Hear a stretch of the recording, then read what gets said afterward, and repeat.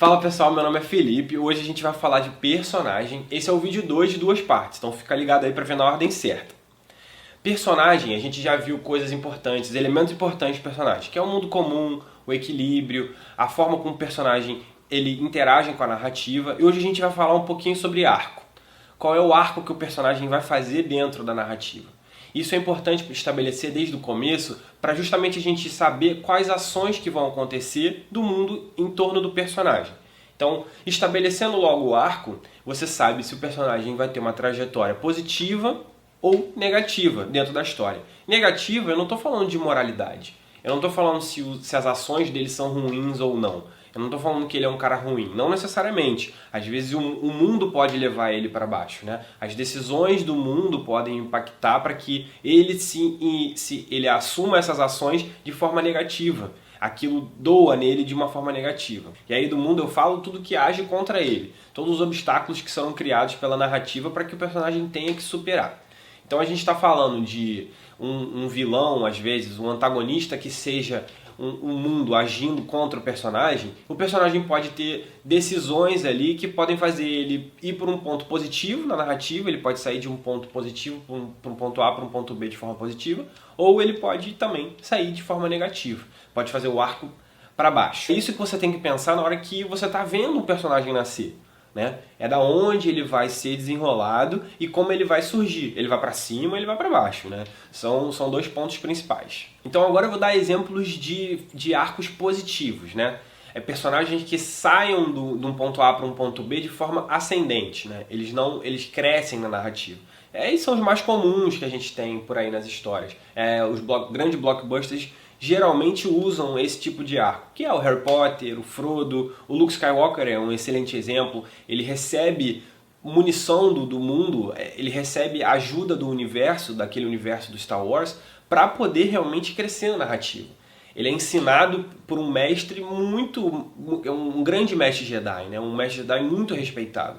Então, essa troca de energia entre esses dois personagens é positiva para o Luke, né? Ele é ajudado, ele é ensinado, ele tem informações positivas, informações que só o Ben Kenobi, naquela altura, o Obi-Wan, né, vai passar para ele. Então, esse objetivo é muito bem traçado no começo da história, que você quer saber qual vai ser o seu herói, né? Que cara vai ter o seu herói no final. Ele vai ser um cara que vai estar com prazer no final de falar, olha, eu consegui, eu cheguei até aqui, foi difícil, mas eu consegui. Ou ele vai olhar para trás com alguns arrependimentos, não vai gostar muito do que ele fez. Mas, de toda forma, os exemplos de arco negativo, de arcos positivos, são fáceis de ver. Né? A gente vê em várias narrativas. O grande barato dessa questão do arco positivo é que a narrativa acaba sendo uma narrativa mais comum. Então, não necessariamente, claro, mas é mais fácil da história ser aceita pelo grande público, né? Você vê um arco positivo do personagem, ele geralmente está nos cinemas e fazendo grandes plateias e grandes públicos. O Harry Potter é um personagem que a gente vê várias possibilidades de acontecerem arco negativo e não acontece, ele vai para o arco positivo mesmo assim. Ele cresce sem pai nem mãe, ele cresce órfão na casa dos tios, os tios não gostam dele porque tem vergonha que ele é bruxo, né?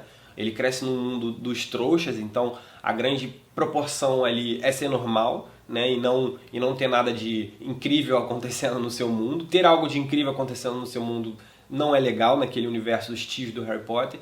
E ele sofre muito, ele usa a roupa antiga do primo dele, ele tem várias cenas que ele é oprimido dentro de casa, na forma que quando ele vai jantar ou quando os tios recebem visita. Então acho que essa ele tinha possibilidade dele sair de um ponto A para um ponto B de forma negativa.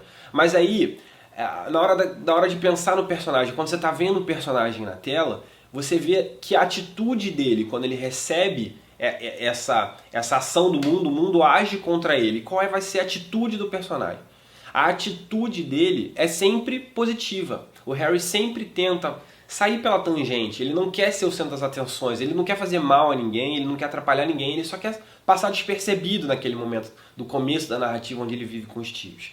Então, a gente vai ver agora uma cena onde o Harry ele tá lá na casa dos tios, sendo oprimido, vivendo numa vizinhança que quase não respeita ele, né? Acha que ele é um delinquente, vamos dizer assim.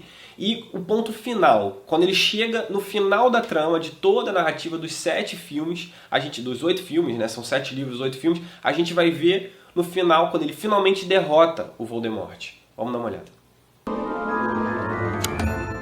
Acorda! Levanta! Já!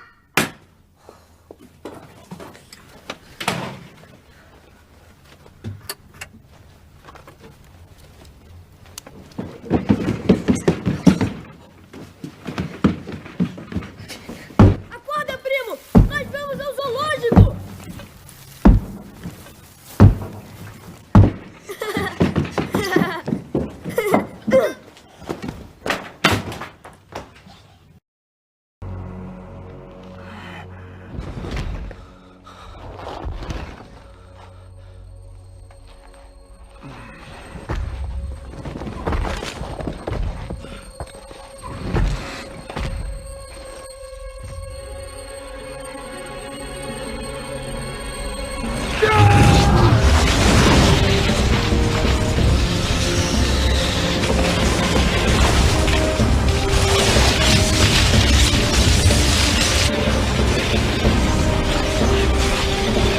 Você viu aí que ele saiu de um ponto onde ele era oprimido pelo universo para ele reconquistar o equilíbrio de um outro mundo, do mundo que ele pertencia.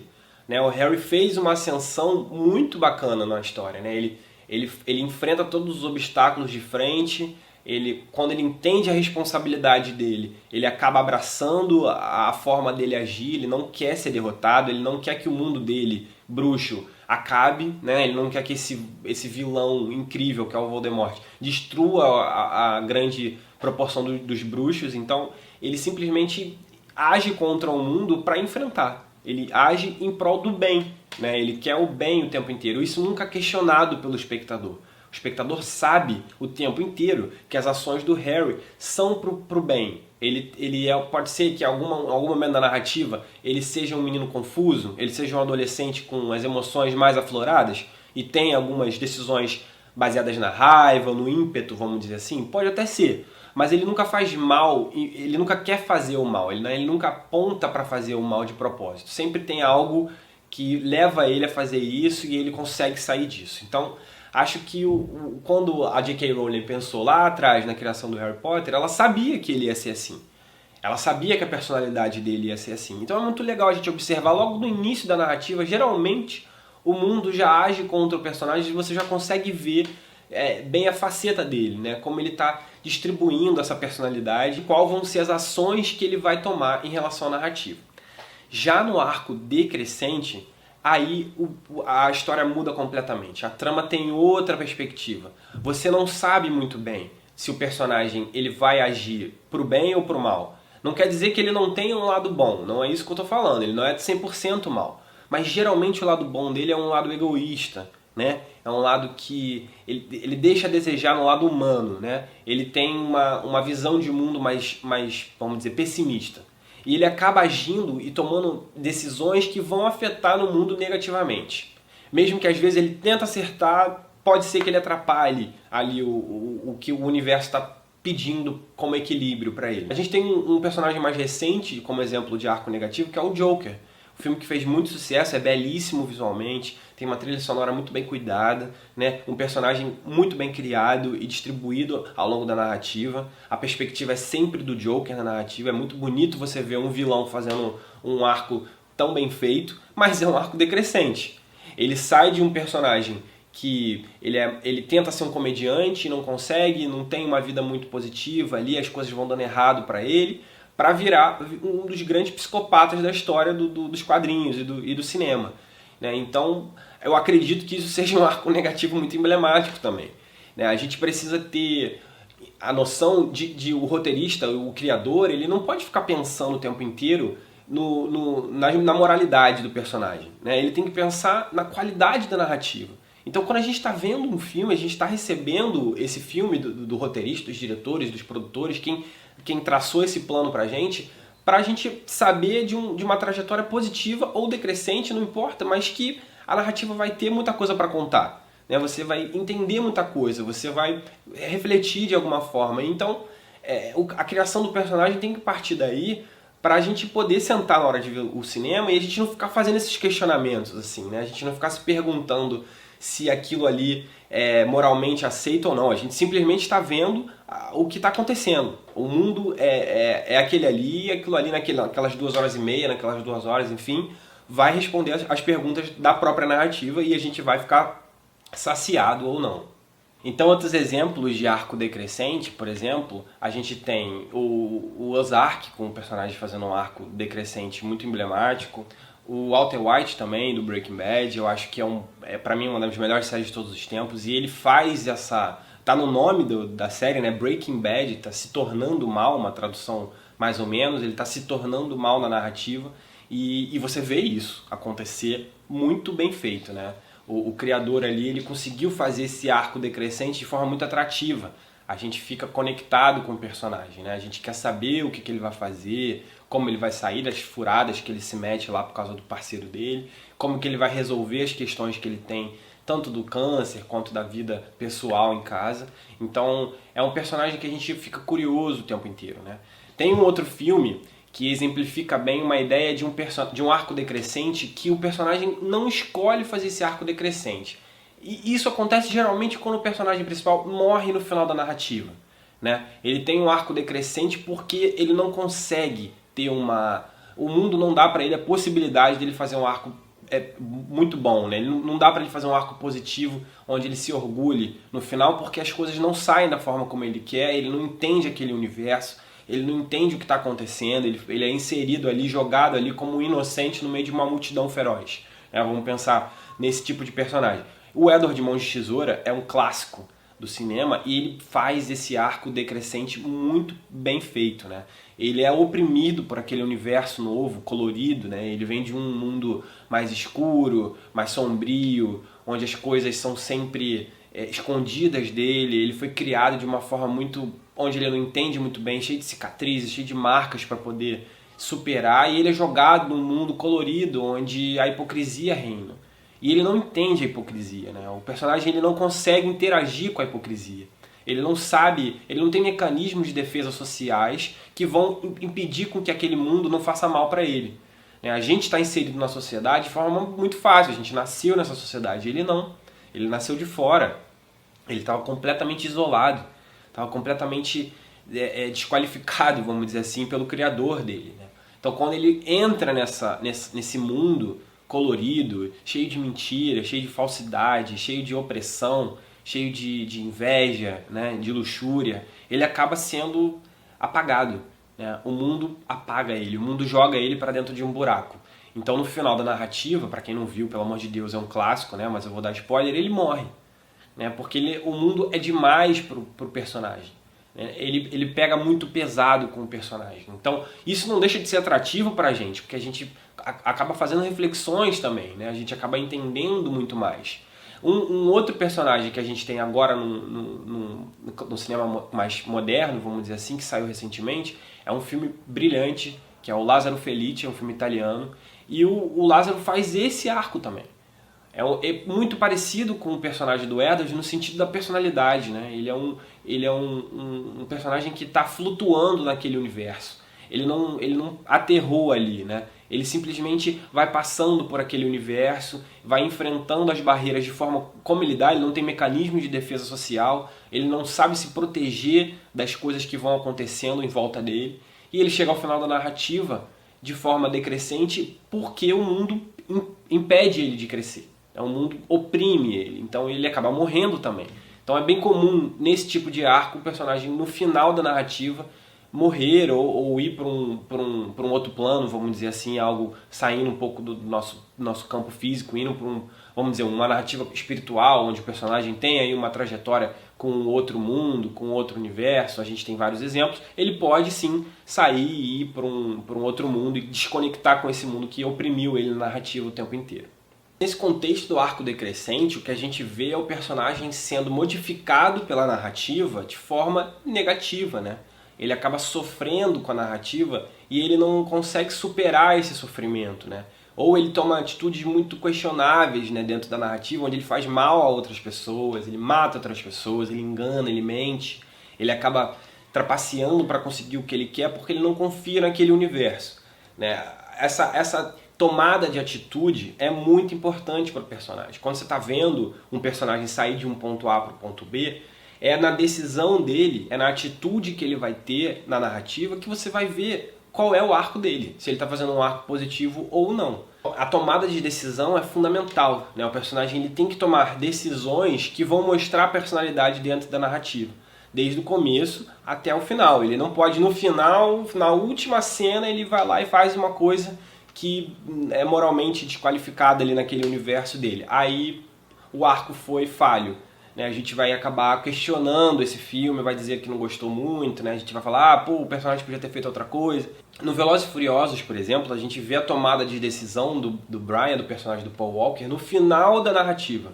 Ele tem uma última prova, vamos dizer assim, pra gente ver realmente quem ele é, pra gente entender bem a moralidade dele. Ele ou pode prender o amigo dele, que é o personagem do Vin Diesel, ou ele pode deixar de escapar.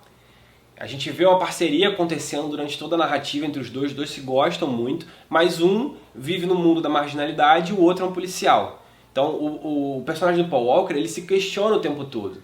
Ele fala, será que eu vou entrar para esse universo ou não? Eu vou continuar? Mas ele sempre toma uma atitude que a gente entende que ele está fazendo para o bem. Mesmo que seja uma atitude, como ele acaba deixando, o personagem do Vin Diesel ir embora. Ele dá a chave do carro para o personagem do Vin Diesel fugir. E ele acaba fazendo algo que fere ali a conduta dele enquanto policial. Mas a gente, enquanto público, a gente respeita essa decisão e a gente entende, porque a gente fala, olha, é um amigo dele, a gente talvez fizesse o mesmo. A gente se coloca no lugar dele, a gente vai fazer esse questionamento e vai pender para o lado positivo. A gente não vai pensar menos do personagem do Paul Walker. A gente vai falar, que cara louco, olha o que ele fez. Não, a gente entende, a gente respeita e acha que ele fez uma decisão que o coração dele estava mandando.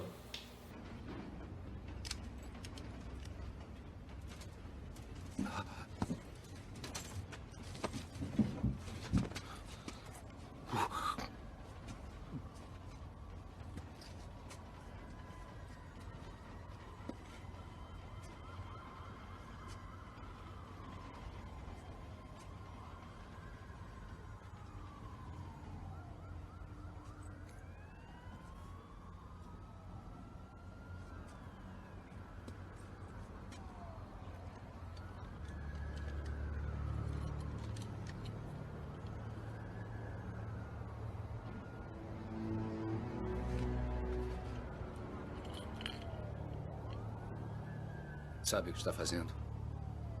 Te devo um carro de 10 segundos.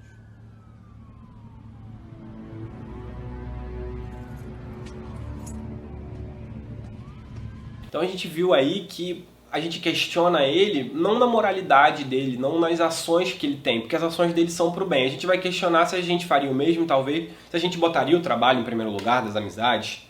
Mas as duas escolhas, elas são boas, vamos dizer assim, né? Trabalho ou amizade são duas coisas que trazem benefícios para a sua vida, né? Não é matar alguém ou mentir para alguém, né? Não tem essas decisões. No arco decrescente, a gente faz essa pergunta, né? Se ele vai matar alguém ou não vai matar alguém, ou ele vai mentir, ele vai trair. São outros questionamentos que o público acaba tendo. Então, essa decisão do personagem vai sempre ser muito interessante pra gente, porque ele não vai ser igual ao personagem do Paul Walker aí no Velozes e Furiosos. Não vai ser porque a gente vai entender o personagem, vai ser porque a gente é diferente dele. A gente vai achar o diferente naquele momento interessante. A gente vai pensar, olha, essa decisão eu não faria, eu não mataria alguém, eu não mentiria, eu não trairia. Mas eu quero ver alguém que faz isso, qual vai ser a consequência do que isso vai acontecer, aonde isso vai levar ele. Né? Essa decisão do personagem também interfere em como a gente observa a narrativa. A gente não pode ver a narrativa de forma passiva o tempo inteiro. A gente também se questiona, a gente também se insere na narrativa, a gente também pensa como seria se o nosso mundo fosse aquele. Né? Um filme que não faz esses questionamentos, que não traz esse tipo de, vamos dizer, prazer ao assistir um filme, né? de você realmente se conectar com o que está acontecendo, é um filme que falhou em algumas coisas. Né? Ele precisa trazer coisas dentro de você que você deseje replicar, né? Que você deseje questionar, conversar sobre, levar para frente, ver outro dia para talvez se sentir melhor ou talvez fazer outros questionamentos que você não conseguiu perceber, enfim. Esse é o poder do arco crescente e do arco decrescente agindo no nosso público, né? O objetivo maior sempre vai ser impactar de forma positiva no sentido da beleza da narrativa, né? Na beleza estética da narrativa, na qualidade técnica do roteiro, na distribuição do ritmo das cenas. Tudo isso vai ser algo que vai dar prazer pro espectador na hora de assistir um filme desses. Então, a próxima vez que você estiver vendo o filme, não se questiona muito a moralidade do personagem, né? Questiona as decisões dele na narrativa. Pensa sobre a atitude que ele está tomando, tenta pensar, o arco dele está sendo decrescente, está sendo crescente, ele está tomando atitudes ali que vão elevar a moralidade dele dentro da narrativa. Pensa sempre na moral, só que do universo dele, não do nosso. As nossas regras de universo são geralmente diferentes, né, do universo dos filmes levantados, né? Os universos levantados nesses filmes, eles são sempre totalmente, vamos dizer assim, ficcionais, né? Dificilmente é muito fiel à nossa realidade. Às vezes é lá no passado, às vezes tem coisas, elementos fantásticos, né? Às vezes tem algumas coisas, alguns eventos que acontecem que são muito impressionantes, enfim, coisas que trazem novas regras para esse universo e rompem com o nosso. A gente está indo para o cinema para realmente entrar em um outro mundo, vamos dizer assim, para meio que desconectar desse mundo que a gente vive agora, né? Por 2 horas, 2 horas e meia. Então, da próxima vez, tenta ver isso, as atitudes do personagem, dá uma olhadinha se ele está fazendo atitudes que você faria, por exemplo, e como você agiria nessas situações, seria um bom questionamento para o final. Bom, esse é o final do vídeo. Se você gostou, dá uma curtida aí na nossa página. A gente está tentando fazer um trabalho acadêmico para vocês, trazer várias informações sobre o personagem, sobre coisas que podem interferir na narrativa, e vão ter mais vídeos por aí.